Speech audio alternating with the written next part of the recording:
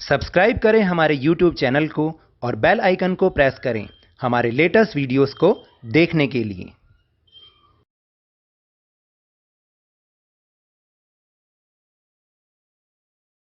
Hello and welcome to Lovneesh sir की क्लास। आज की ये शिक्षा निदेशालय राष्ट्रीय राजधानी क्षेत्र दिल्ली की वर्कशीट नंबर 30 जो कि कक्षा 7वीं के विद्यार्थियों के लिए है, यह ली गई है विज्ञान विषय से और इसमें हम समझ रहे हैं पाठ प्रकाश को, जिसके अंतर्गत आज हम आवर्धक लेंस, उत्तल लेंस और अवतल लेंसों के बारे में कुछ और जानकारी प्राप्त करेंगे। तो बिना समय गंवाए अपनी इस वर्कशीट को शुरू करते हैं और मेरे साथ समझने की कोशिश करते हैं।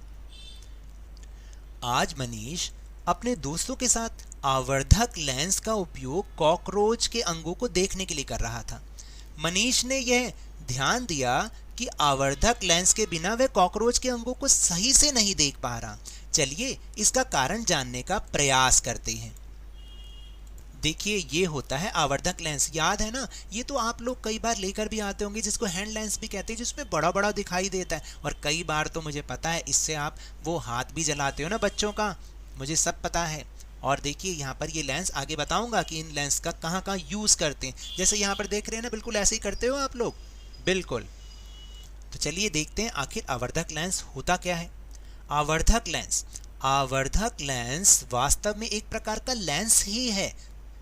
आवर्धक लेंस का प्रयोग बहुत छोटे प्रिंट को पढ़ने के लिए भी किया जाता है। लेंसों का उपयोग व्यापक रूप से चश्मों, दूरदर्शकों यानी दूरबीनों तथा सूक्ष्मदर्शियों में किया जाता है। लेंस पारदर्शी होते हैं और इनमें से प्रकाश गुजर सकता है।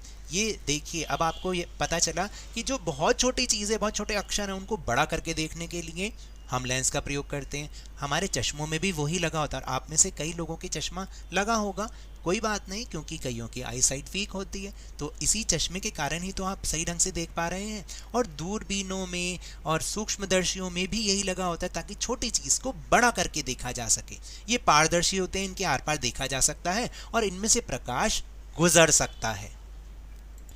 जैसे आपको याद है ना, जासूस लोग भी अपने हाथ में रखते हैं ना, टीवी में देखा होगा, उसे भी आवर्धक लेंस कहते हैं।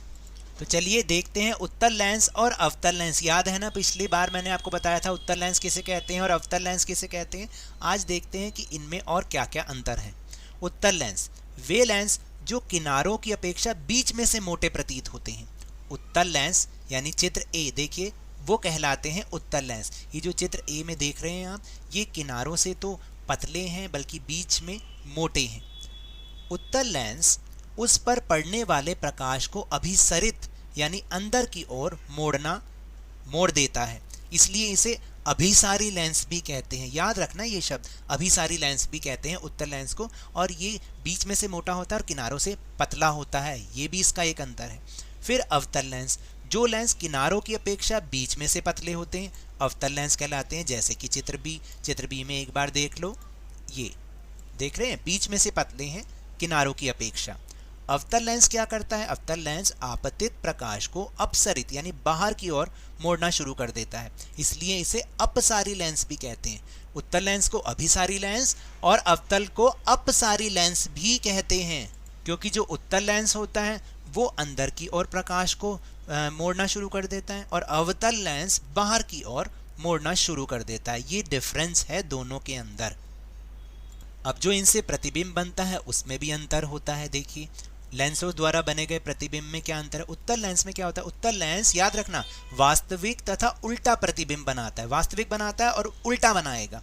परंतु जब बिंब लेंस के अत्यंत निकट रखा जाता है तो बनने वाला प्रतिबिंब आभासी, सीधा और आवर्धित होता है।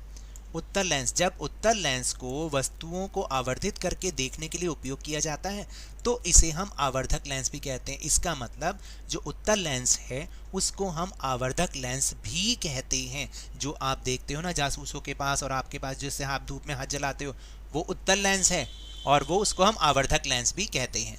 फिर अवतल लेंस में जो प्रतिबिंब बनता है उसमें क्या अंतर होता है? अवतल लेंस सदैव सीधा, आभासी यानी आभास देता हो, वास्तविक नहीं आभासी, और आकार में बिंब से छोटा प्रतिबिंब बनाता है।